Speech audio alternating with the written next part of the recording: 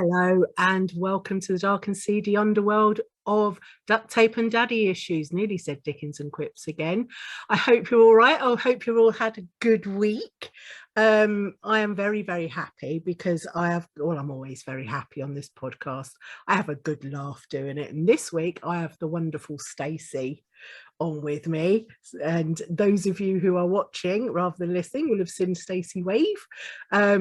She's a darling. She's an absolute sweetheart, and our friendship has been one of those strange internet things, hasn't it?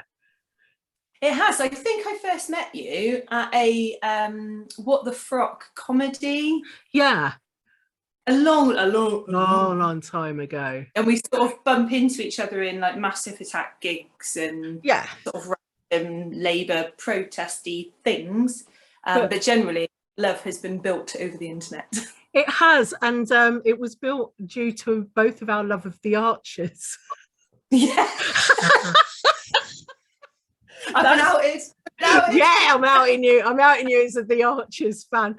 We literally, because if for those who don't know, The Archers, Radio 4's docudrama about the life of farming and rural folk in rural Ambridge in Dorsetshire, it has been going for years and years and years, 67 years I think it is now, and we're both fans of it. And there is a tweet along on a Sunday morning when the omnibus is playing on Twitter, which is how I met Stace. But then we kind of bumped into each other all over the place. I think I bumped into you after Pride once. Yeah. I think I was with the kids and they were being superheroes with their flags, and I bumped into you then, wherever it was you were going. Massive Attack gigs. I've bumped into you at 2 Massive Attack gigs. Yeah. And considering I've been to 3, the only one I haven't bumped into you at was the Glastonbury one, but I've bumped into you at 2 Bristol Massive Attack gigs. So so this love has been for silliness and feminism and all sorts of things has been built up over the years, and we are actually going to spend some proper time together at my wedding in July. I'm so excited. The hen do first, girl. I forgot about that hen do, because I'm not in the group chat for the hen do, so I don't see any of that. I know the date, I know the dress code, and I know where roughly where we're going, but that's it.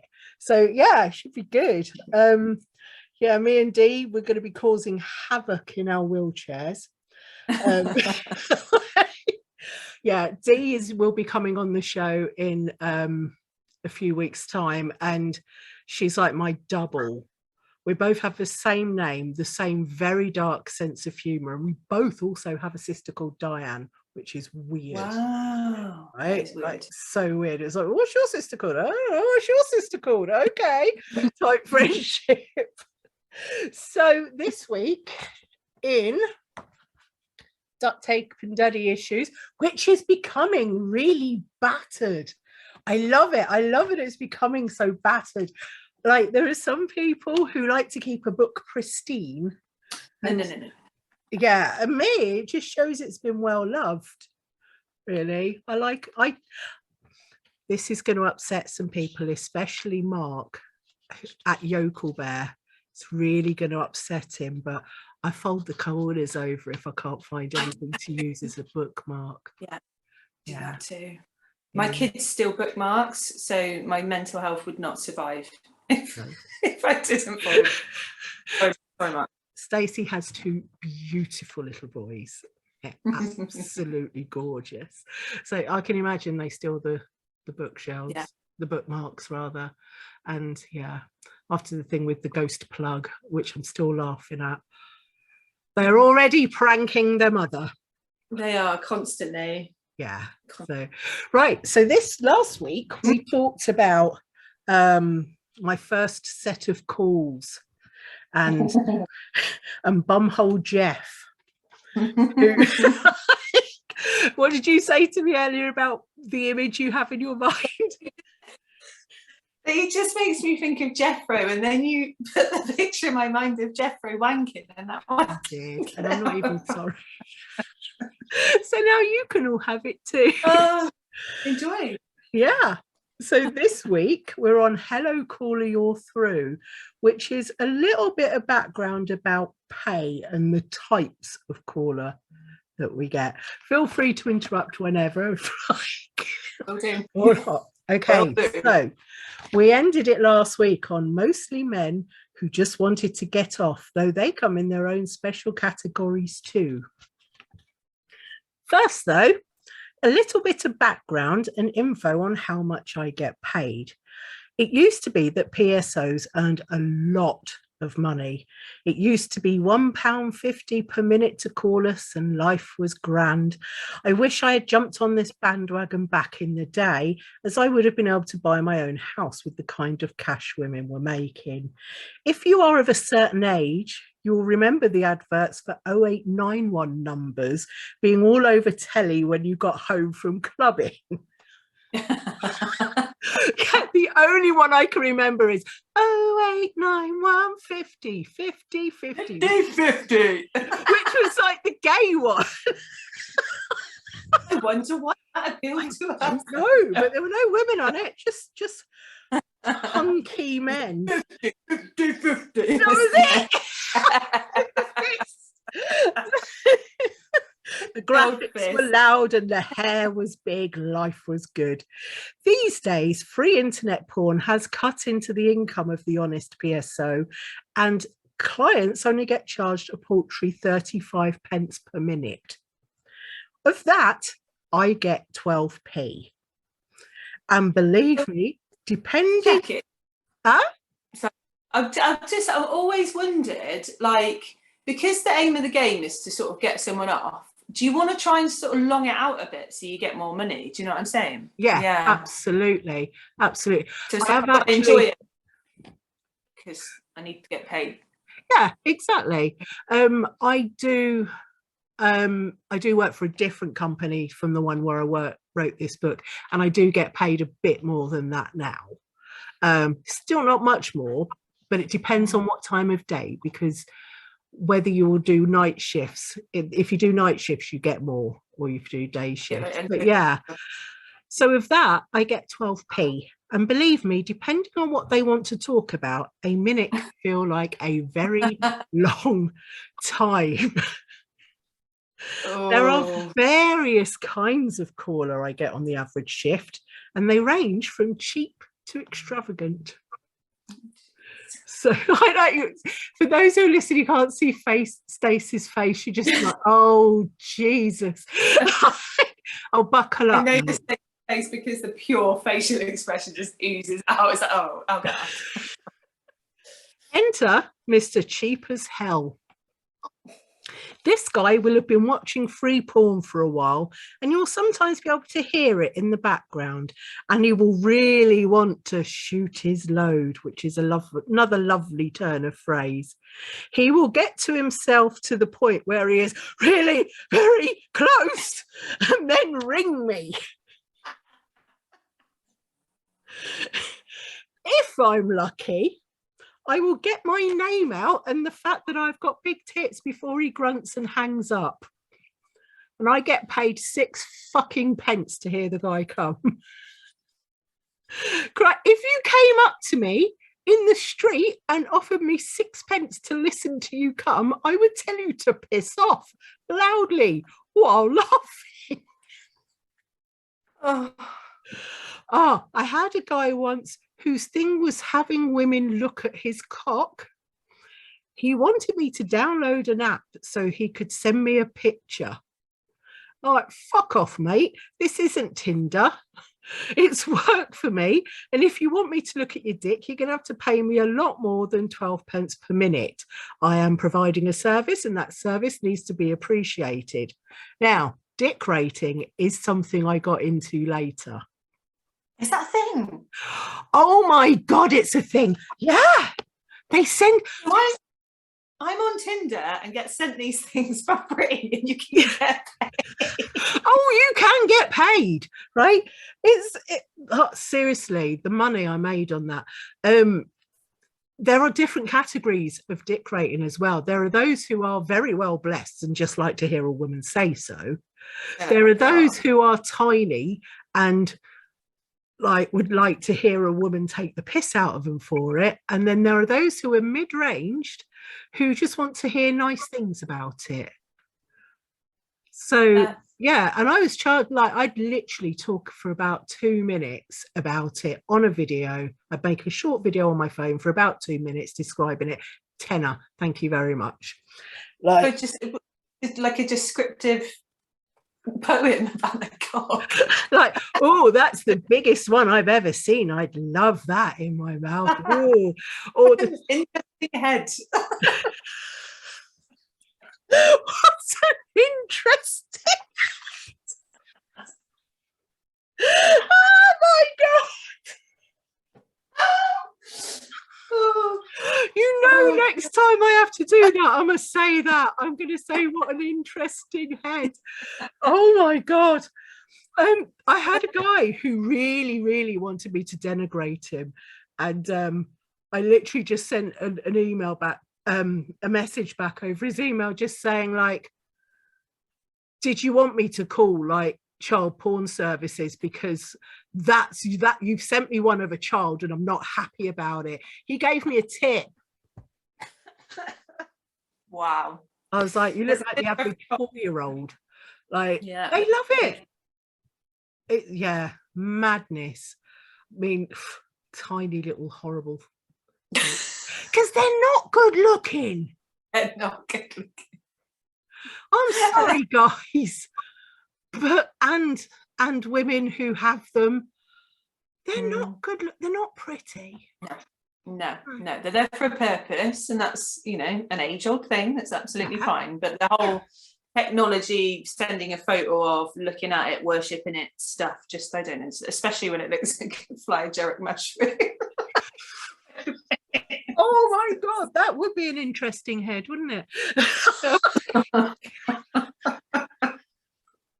Yeah, they're not pretty. I'm like, no. Okay, it's a penis. I've seen lots of them. Some are more attractive than others, though, and it's a very low bar for that, I think. There are some I've seen where I'm like, dude, are you okay? That's it. And that's it's totally a size thing either, is it? It's just like that's okay to look at because there's nothing shockingly worrying going on. Do you know what I mean? Whereas, you know, the size thing, sometimes they're so big that you just like, I don't want that anywhere near me. Like that looks, that looks, that says pain. Do you know what I mean? And I think a lot of, you know, sometimes men don't understand that because they've had that societal big is best, when really, no, it's not. So be what's the word I'm looking for? Be reassured, guys, that actually it doesn't really matter what it looks like to us if you can use it and you're being considerate. That's all. That's all Absolutely. we want. We don't want the moon on a stick. We don't want one that looks like the moon on a stick either. There's creams for that. But I digress. Also, pay your sex workers more, for fuck's sake. If you live near me and you've ever heard the words cheap motherfucker being screamed loudly into the dark of the night, you now know why. Also, sorry for waking you up. Next on the list, we have Mr. 5 Minutes. Mr. 5 Minutes is gentlemanly enough to tell me his name and ask me what I look like. He will then tell me he is naked and horny, which, let's be honest, isn't much of a surprise. Usually, he will have just got out of the shower. I don't know why, but this is pretty much universal. He will just got out the shower and will insist on telling me that too, like it will endear me to him because he's made an effort. I'm clean. Mate, this is not a date. I literally could not give a shit where you are, what you look like, or the fact that you've given your cock a good wash for me. Dude, you are supposed to give your cock a good wash, you know, generally. That being said, and I don't know what this says about me, does mean if Mr. 5 Minutes has had a shower, does mean that I get to do my describing a blowjob thing.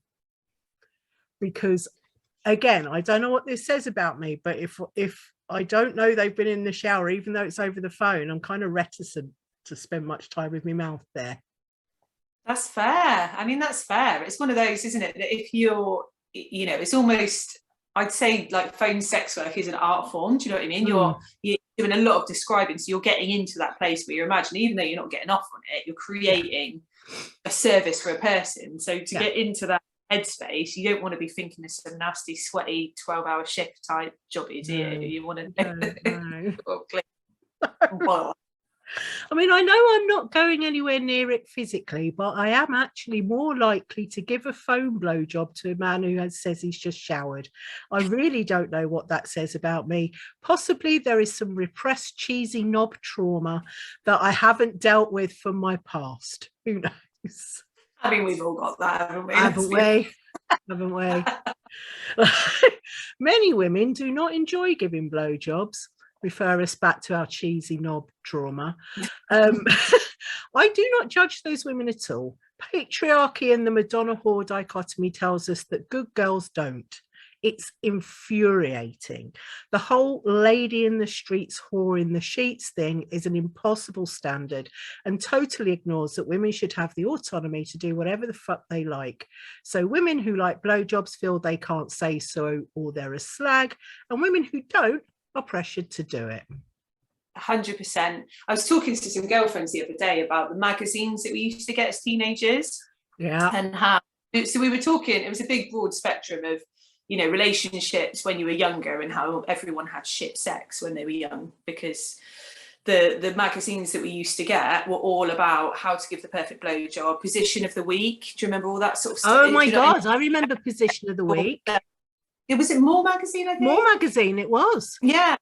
But it was all geared around women pleasuring men.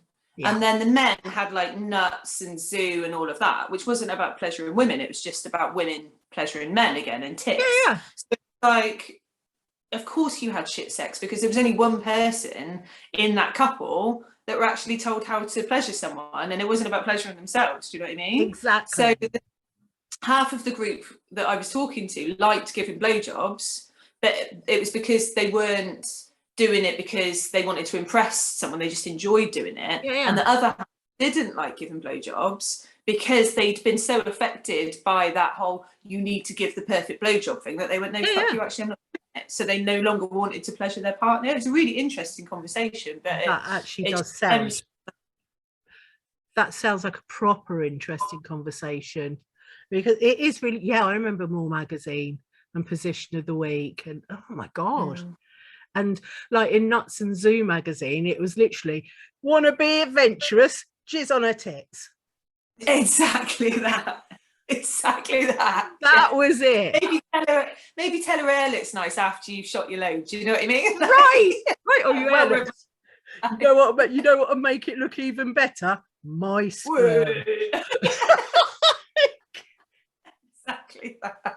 Like, it's that's all they got, and it's like it's a shame for them as well, which is why I'm really pleased that like things like TikTok are like got men now talking about how they should be dealing with women, and not in a this is how you get the girls mate. But I shared one on my Facebook the other day, which I was like, you're welcome, and it basically said when she says she's close, keep doing that thing at that speed, don't change. I saw that and I heard and applauded and was like, yes, that is a public service, that video. That is it really is, because the amount of guys, it's like you go, oh, that feels good, so they either stop, they chat, and you're like, what are you doing? I said that feels good, yes, but see what else I can do. I don't want a repertoire, I'm enjoying that. This isn't a fucking this isn't like your showpiece. Absolutely. Like Strictly Come Dancing show dance, isn't it? Show us all the little bits you can do. No, just do that. I like the rumba. Exactly that. Exactly. But it's also raising, you know, young men to understand women as well, isn't it? Yeah. We're no longer in that era of men and women being very separate. It's about talking about sex and it not being this weird transactional thing that it used to be when we were younger, I think. Right. Yeah. So, here we go. It's fucked up and starts in childhood. I was told as a teenager, and this is a true story, that a hand job is what you do for your man when you're on your period so he doesn't stray. Fuck. Yeah. Yes, really. Because men will go elsewhere if they don't have sex on tap from you. So you must compromise by giving his cock a tug for 5 days a month. Fucking strength. According to my mother, blowjobs were something nice girls didn't do. Not ever. Do not swallow. You will go to hell if you swallow his demon juice. And you're like, all right, mum, calm your tits. An old lady, and when I say old, she was in her 90s, once told me that it's called a blowjob because if you do get it in your mouth, the first thing you do is blow it out. Did you ever have that thing when you were a teenager? I remember we used to fuck about in the park as you did when you were teenagers, drinking, 2 litres of White Lightning and, kissing, giving each other hickeys. And I'm sure it wasn't my mum, but it was someone's mum, told us that if you ever got into a situation where you were forced by a bad man to give you a blowjob, for you to give them a blowjob, you'd have to blow up their willy and it would send like an air bubble up to their heart and give and kill them. I remember telling my mum, and my mum saying, you don't need to get to the point where the cock's in your mouth. You just need to get your keys and stab him in the throat. We'll take a moment to applaud Stacey's mum for that wonderful advice. So don't worry, just get your keys and just stab him and run like a spy. Oh my god. Oh my god, that's perfect. Your mum was very different to my mum. Yeah. My mum told me I couldn't use tampons till I was married. Yeah. What's the logic part? We shouldn't dig into that, should we? Or the logic. She said I could use tampons when I was married, and then when I did start using them before I was married, she went, "That's because you're not a virgin anymore," and was really annoyed. Oh wow. Yeah, I didn't so much lose my virginity as I chucked it at a bloke and went, "Oi, catch!" Use tampons now. Yeah, what can I say? So slut shaming bollocks thinking is pervasive. Oh no, sorry, I hadn't finished the first bit. So the first thing you do is blow it out. What she actually did, she said, it's called a blowjob because if he does it in your mouth, you go, which was brilliant. I laughed so hard. And I got a valuable lesson in the idea that nobody was born old. There's people like, old people doing it. You didn't invent it. We didn't invent it. The ones before us didn't invent it, though we all think we did. So this slut shaming bollocks thinking is pervasive. So imagine the joy in Mr. 5 Minutes' voice when Stella tells him that sucking a nice juicy cock is her favourite thing to do. She bloody loves it and will describe in delicious detail exactly what she is doing and when. Full disclosure time, I do actually like it. I got my tongue pierced because I'm ridiculously orally fixated and I have to work and sleep sometimes. But when I'm on the phone, my love of fellatio serves another purpose.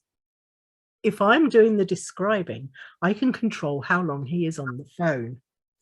And the longer he takes, the more I get paid for the call. I am learning, though, to judge from the noises how into it he's getting. I had one guy go from Mr. 5 Minutes to Mr. Minute and a Half just by Stella telling him she was licking his balls. Apparently I was a bit too good that day. He did take my PIN number though, so he will be calling me again. He's become a special project for me now, and when I can call him Mr. 6 Minutes, I will feel like I've achieved something. It's the little things, isn't it? It's like a sex work spidey sense, you know, the Spider-Man tingle. Yeah, that's the level of, like, you know, just trying to fine tune. Yeah, how naughty, but not quite naughty enough. It's incredible talent. Yeah, it's the little things, but more about micro Mark later. Oh, Mark. I know. Next up is Half Hour Harry. This guy isn't so worried about the cost. He likes to think he's Jack the Biscuit and doesn't have to ring sex lines. He does it because he likes it, and he will tell me all about himself. Let joy abound. My choice. Good lad, go on. Half Hour Harry is a total bore. The kind of man who had a car phone in the 80s, wears a blue shirt with a white collar, which we know is the devil's attire. Half Hour Harry loves to tell you what he does now. He works in the city, whatever that means, and he drives a... like, seriously. Half Hour Harry loves a Yateses. Yeah, he does love a Yateses. I don't actually give a shit about his job, what car he has, where he's been on holiday, or what expensive whiskey he has in his study, but it takes him time to say it, and the longer he's on the phone, you get the drift. Stella will coo happily and ask him if horsepower actually relates to horses, and if he likes the taste of real champagne.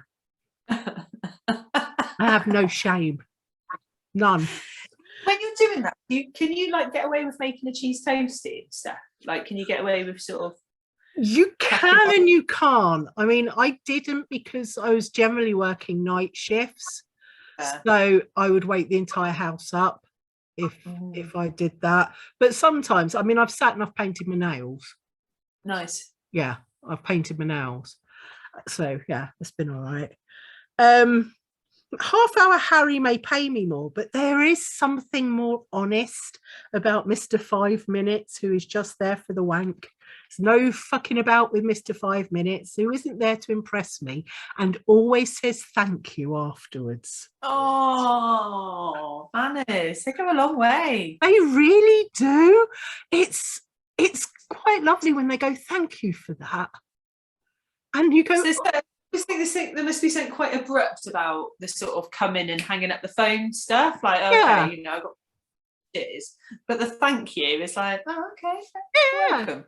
Yeah, I always go, you're quite welcome. Do feel free to call me again. And sometimes I have a little chat with them and keep them on the phone a bit longer. What's your plans this afternoon? Yeah, so what are you up to now? So Half Hour Harry chats for 20 minutes about himself, then expects that will be enough for you to come. Yeah, this is the big difference. Mr. 5 Minutes wants to come. Half Hour Harry is so full of himself, he wants you to, just by talking to him. I'll be honest with you, Half Hour Harry, there is only one man who has ever made me come just by talking to me, and it isn't you, no matter what I have led you to believe. Know why it takes me so long? Why I keep saying things like, keep going, that's really turning me on? It's to keep... So I inadvertently just went and did a retch thing there. Involuntary retching. It's to keep you on the phone for longer so I get paid more. Also, when I do finally succumb to your charms, I get to hook you by the breathing breathly in a breathy-like manner. Okay, I'm going to do it now, just so listeners can hear the breathing breathly in a breathy-like breathy manner. It's like, oh God, that's never happened before. I usually have to pretend to come. Oh my, sorry. Oh my God. Yeah. I do, and then I take a swig of my coffee. Dear Jono from Oxford, do you really think you made me come not once but 3 times? I was near the end of my shift, and it meant that I could time it so I didn't have to take another call afterwards. Because there is nothing, anybody who's ever worked on any kind of phones ever, whether it's like insurance, whether it's like at the tax office, anywhere that takes calls timed to like 5 o'clock or to a time, knows that if your finishing time is 5 o'clock and you finish the last call at 1 minute to 5, somebody will ring you and they will be on the phone for 20 minutes. Yes, 100%. So that timing them out. So yeah. Sorry to break it to you, hun. Every single caller I get tells me he is going to fuck me from behind. You are not the first. You're not even the first today. But you are going to be the call I end on, then go and have some toast and play with my cats. Prick. The last category of callers is the one I call I got all night. You'd think I would love this kind of caller as they're paying more, but Christ alive and all the angels, this is where I get the weirdos. Quick clarification. It's the most isn't it? Quick clarification, I'm not kink shaming anyone. There will be a non-judgmental chapter on kinks later in the book. I think I've got Lexi back for that one as well, because she's the most vanilla woman I know. Yeah, it is a beautiful part of the book. So when reading the book, it was like the bit that shone through so much of you, because it was like, I am joking about things, I am talking about experiences, but apart from the obvious, kids and rape and animals, it's not like there are no kinks that are unsafe. Everyone's got their thing. There's a lid for every pot. Everyone's got their things that they like. Part of the book was you consistently all the way through just being really reassuring that this isn't like, oh, dirty old bastards. It's just an of what people go through. Thank you for saying that. It's much appreciated. So, as I've said it before, and we'll say it again, as Stacey just said, as long as it doesn't involve children, animals, family members, or rape, I'm happy to talk about it on the phone with you. It is not the desires of these men that makes them weird. It is the men themselves. Back to I got all night. These men range in class, though they are generally older, probably because they've got more disposable income. They can be rather repressed or what they consider liberal. Bless them. They don't realise, I think, that the paradigm shifted somewhat. The spectrum is much bigger than in your day. Yeah. I have a feeling that some of them were swingers back in the day. They are the beatnik generation, the finest minds, etc., who now read The Guardian, have allotments, drink fair trade coffee made from the finest Arabica beans, and ring women in the middle of the night to come.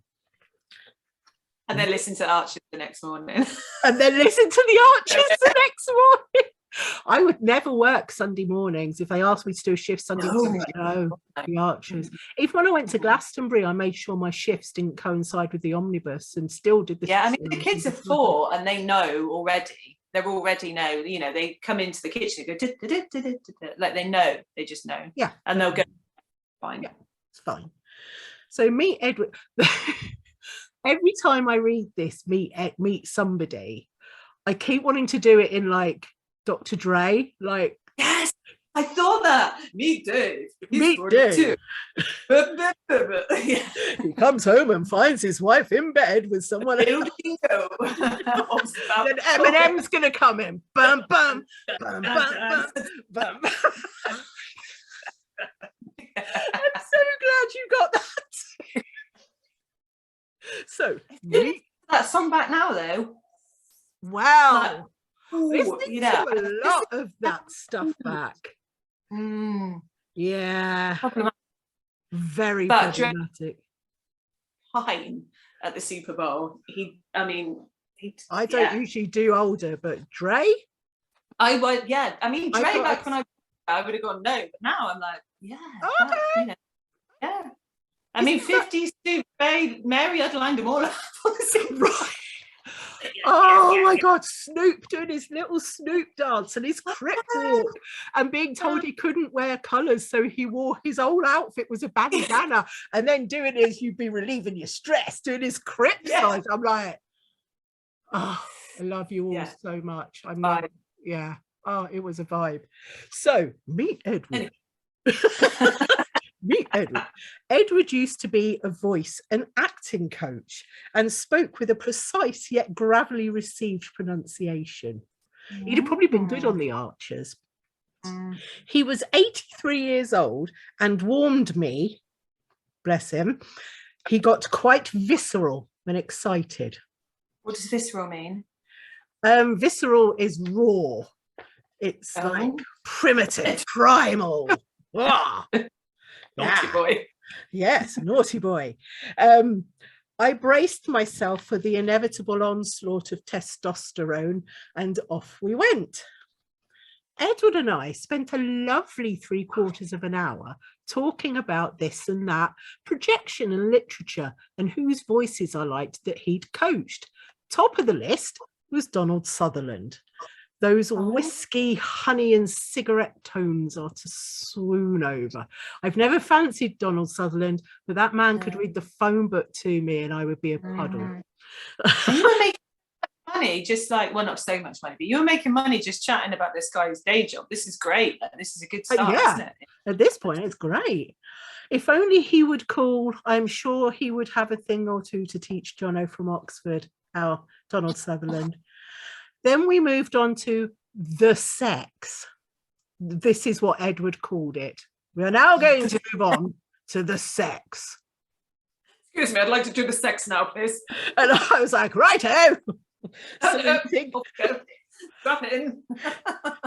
It happened almost imperceptibly. One moment he was talking about Rodin's sculpture, and the next he was shouting. Much like Dorset Jeff and his bumhole, you have not heard anything quite like an 83-year-old man yelling, fuck, cunt, fuck, cunt, fuck, cunt, in perfect RP for 10 minutes while he pulls on his cock. Do you know what reminded me of? You know, on is it the King's Speech? Yeah. You see the King's Speech when he's trying to do all the fuck, cunt, fuck. He might have had something to do with that. You never know. That was a bit of brilliancy. He did that for 10 minutes. And I'm just there like, okay, that quite manly. It was really something. I just sat there with a confused yet strangely impressed look on my face till I heard him come with a scream that made me suspect he'd also coached Roger Daltrey on the Who's Won't Be Fooled Again.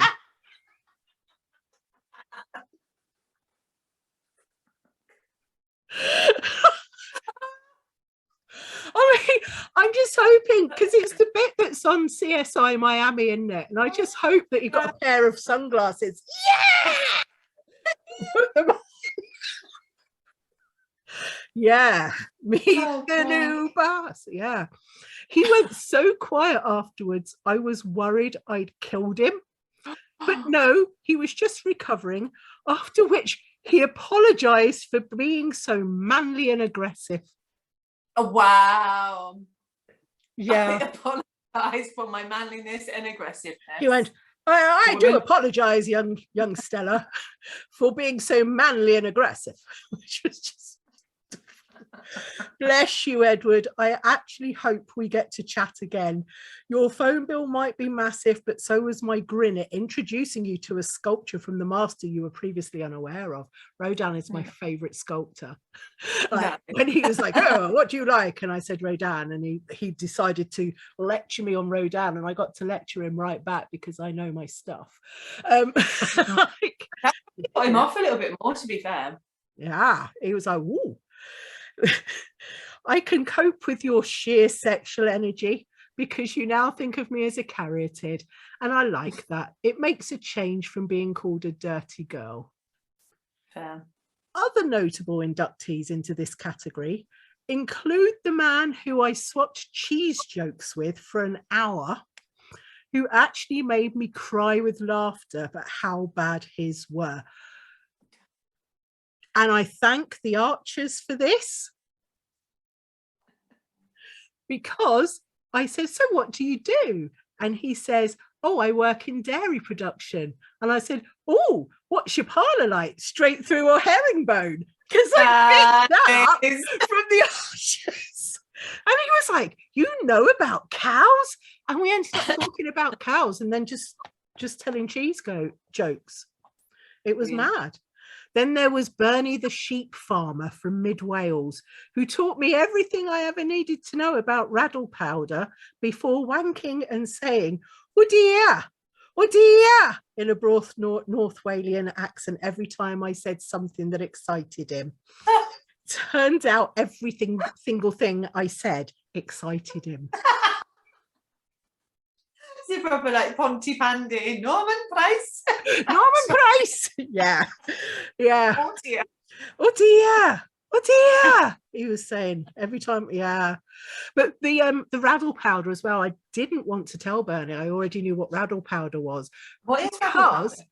Because it's the powder that they put on the underside of a ram. So when he serves the ewe, it leaves this coloured powder on the ewe. Oh. And you can tell which have been serviced by the ram. I knew about this because Toby Fairbrother threw some in the Aldridge pool at the party when he got off with Kate. The Archers' obsession came to play again. Yeah. Brilliant.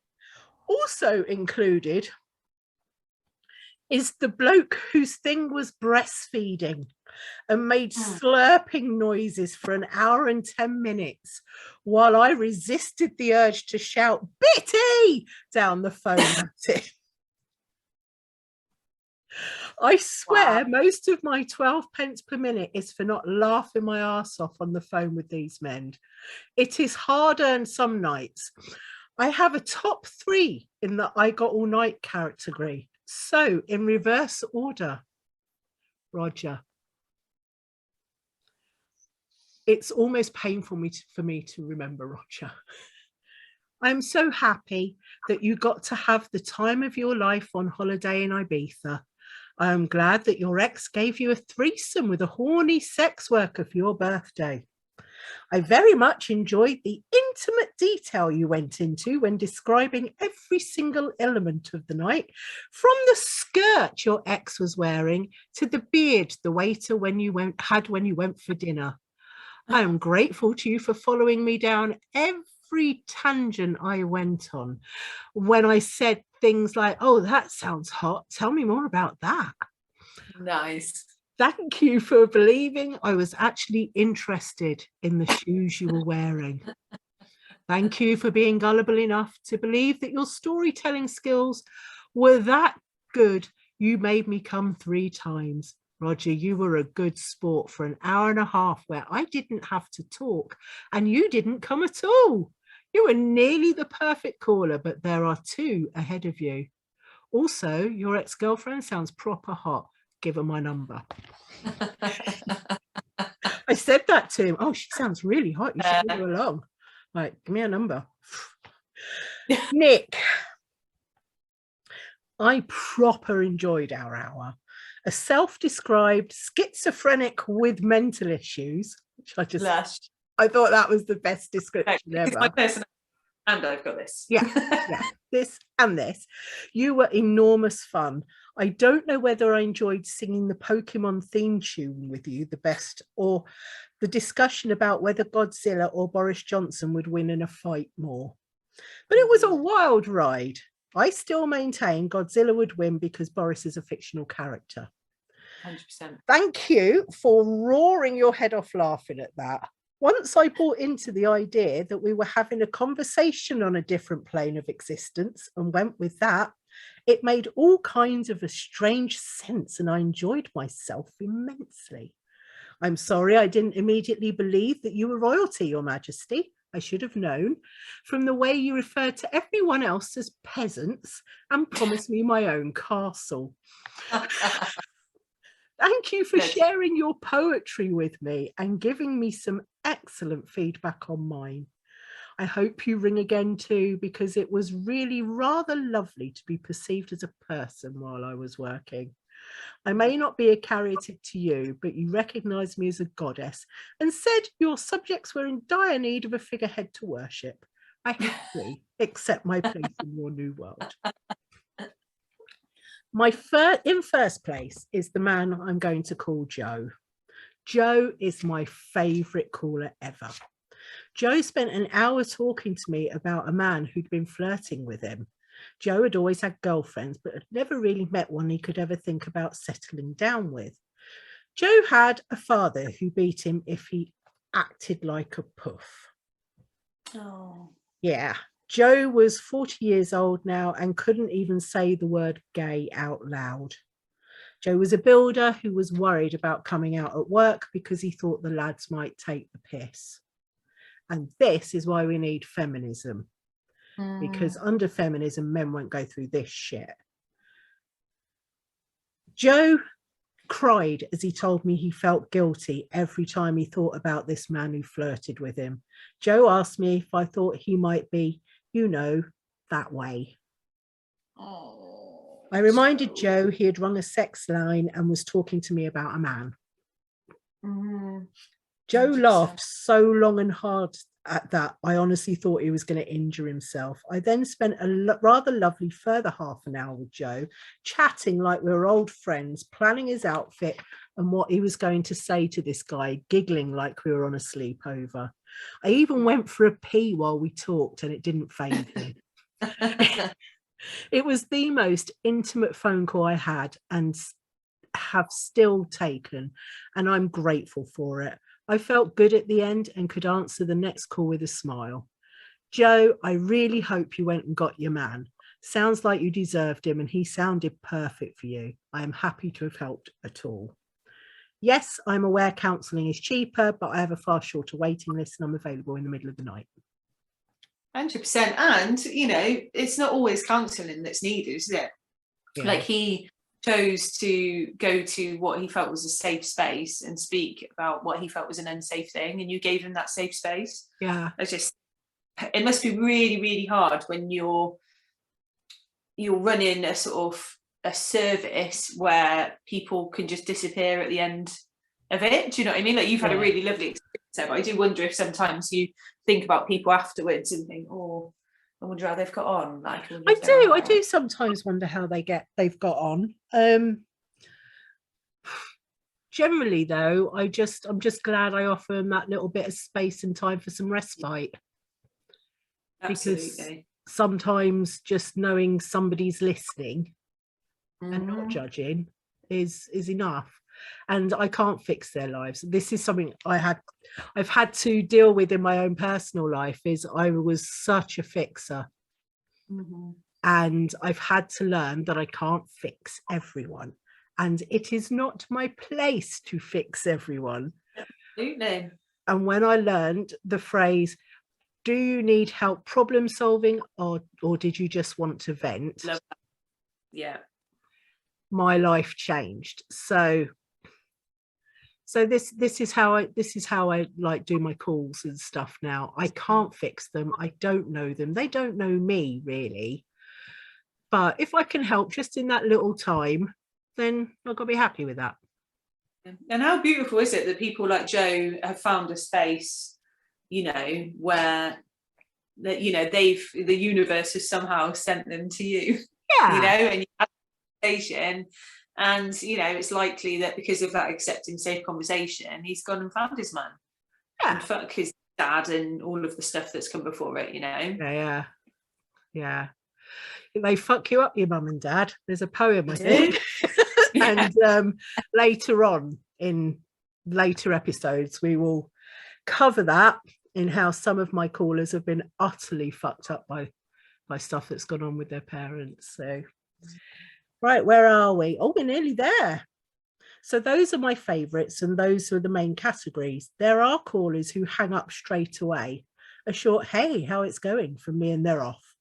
I know I have a sexy voice, but it isn't a bloody superpower that makes men come instantly. So I'm assuming that nerves got the better of them. May all my callers find the nerve to ring me back. Actually, no, not all of them. There are some men who, if I had my way, would never speak to a woman again. Not any woman, not on the phone, and certainly not in real life. It's not often I need to take a break from calls, but it would be remiss of me to try and paint this job as always fun. Sometimes it is the polar opposite of fun. Buckle up, we're heading to the depths. And that's the end of that chapter. I'm glad we ended there because I was ready for a fight. I was like, yeah. Yeah, the next chapter is one that I'm not actually looking forward to reading, and I will be recording on my own because it's really rough, like really rough. I'm going to put massive content warnings on it, and I'm going to suggest that if people aren't going to be looked after, aren't going to be all right, they should look after themselves and skip that episode completely, which is one of the reasons I decided to do this in episodic form rather than just a certain amount of time, because yeah, the next one that's coming up, I warn you, it's going to be rough. But then the one after that, we have got the wonderful yokel bear. So get back to being fun. Yeah. Get a bit more archers in there. There'll be a lot more archers in there. Whereas I didn't meet Mark through the archers. He introduced me to it. So really? Yeah, he did. He said, oh, you should listen, it's brilliant. And I'd be on Twitter on a Sunday morning and I'd be like, this looks really funny. People are really funny. But I don't get most of the references. So I thought, okay, I'll give it a quick listen. Fair. Yeah, listen. Yeah. I remember I got into it because my mum used to listen to it. So I think from when I was it was when I went to uni and I missed my mum, I'd listen to it, like I'd listen to it all the time, sort of through my mum listening, like in the kitchen cooking on a Sunday. But yeah, when I went to uni, I started listening to it devoutly because I missed like my family sort of home. Yeah. But I remember meeting Mark through Twitter, through the Archers. Yeah. Yeah. We're a funny bunch, aren't we? I met Mark because he was one of my very first tutors on a trade union rep course. Wow. And that's how we met. And I sent him feedback for his course. He said, oh, if you could send any feedback. And I was in one of my silly moods, and so was my branch chair. And we sent one back that started, it was a dark and stormy night. And he just thought it was the funniest thing ever. And a friendship was born. And we've been friends for like 16 years. Wow. Yeah, a long time. So yeah, it's all cool. So, and you get to see him at the wedding as well. Like so many people you're just going to get to meet. I can't wait because it's like all my best people are going to be in one place, and I get to marry the love of my life again. So of course, yeah. And I get to meat the love of your life finally as well. Yeah. Bless him. I was going to buy him a sword, but they're really expensive for the one he wants. It's really, really expensive. It's like $7,000 and a 4-year waiting list. So if anybody has a Michael Moorcock Stormbringer sword they want to donate to me, that would be great. That would be wonderful. But in the meantime, ways to support your new favorite sexy podcast. You can like us on wherever you're listening to us, subscribe wherever you're listening to us, and rating. That's really important because it does bring us to more people's attention. Numbers have shot up in the past week, so I'm really, really happy about that. I'm really excited, and I'd love to get it out to more people still. The other thing you can do is, if you watch this on YouTube rather than listen to it as a podcast, you can like and subscribe and share from there as well. Subscribing costs nothing, either does liking or rating, so that's all good. If you like fancy sending me a bit of your hard-earned to to help keep the lights on and help pay for my Zoom, then that's great. I have a Patreon, and it's patreon.com/D Dickens Poetry. And you can tell that I'm thinking about what it was called, because if you were watching this, you could see me rolling my eyes up looking for the Rolodex with the information on it in my head. So yeah, that would be great. Otherwise, just share. I'm at D Dickens Writer on Facebook, and I am for this podcast, I am at Duct Pod. But that'll all be in the show notes. All that information is in the show notes. If you want to get a copy of the book, the link to do that is also in the show notes, which should be on the show notes both on podcast and on video. Trying to think if there's anything else I need to do apart from to thank the very funny and very lovely Stacey for coming along. It's been an absolute pleasure. I've loved it. It's been so nice to actually see your face as we talk. We usually leave the voice notes and they all start, "Hey motherfucker." It's great. "Hey motherfucker." "Hey motherfucker." And send each other lots of TikToks. It's our like penguin pebbling. It's how we show love. So thank you to Stacey. Make sure that you look out for next week. I will be putting a massive content warning with everything that it covers, so you know, because I don't want anybody to be hurt by what we're doing. So yeah. So until then, I will say good night. I will say bye-bye, and bye-bye, Stacey. Bye-bye. And we'll see you next week.